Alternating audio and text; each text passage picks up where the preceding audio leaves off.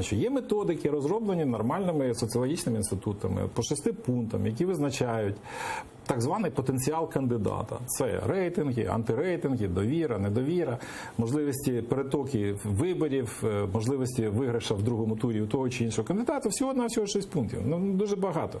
Але вони даються, але їх треба міряти не сьогодні, а їх треба міряти за 1,5 місяця до виборів. Тому що сьогодні це не рейтинги, вибачте, це температура середня по лікарні.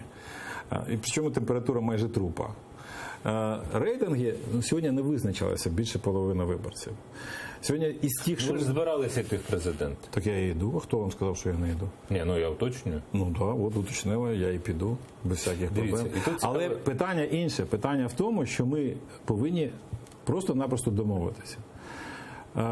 Немає правила для всіх по одному, щоб сьогодні грати на одного. По дуже простій причині. Це величезний ризик. От уявіть собі, що ми вклалися в одного. Не називаю прізвище. В одну людину ми вклалися. Ми всі сказали, оце наш улюблений кандидат, і ми його всі ведемо наверх. Ми його зареєстрували. Пройшов останній день реєстрації. Він пішов на вибори. І влада включає всі свої 5 каналів проти цього кандидата. Всі 5 каналів і роблять з його рейтингу нуля. Ну добре, не зробили вони, не змогли зробити нуля. Ми пам'ятаємо історію з Чорноволом, ми пам'ятаємо історію з Ющенка. Що ми будемо робити, якщо, не дай Бог, такий сценарій буде? Ми розведемо руками і скажемо, йолки-паки, пропав наш кандидат. І ми, бідні і нещасні, знову будемо вибирати найменше зло? Ні. Давайте зробимо по-іншому. Давайте пустимо 2-3 кандидати. А, Б, С.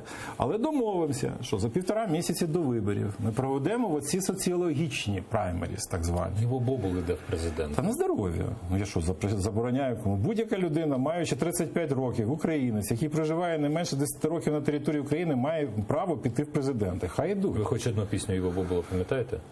Ні. Ні, не пам'ятаю. Ну, вибачте, не пам'ятаю. А липи цвітуть. Духм'яні, духм'яні. Так, точно. Бачите, нагадав.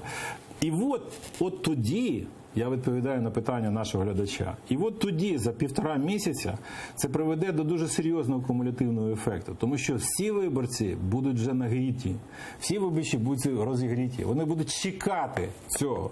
І всі виборці тоді точно вкладуться в цього одного кандидата. От вам відповідь.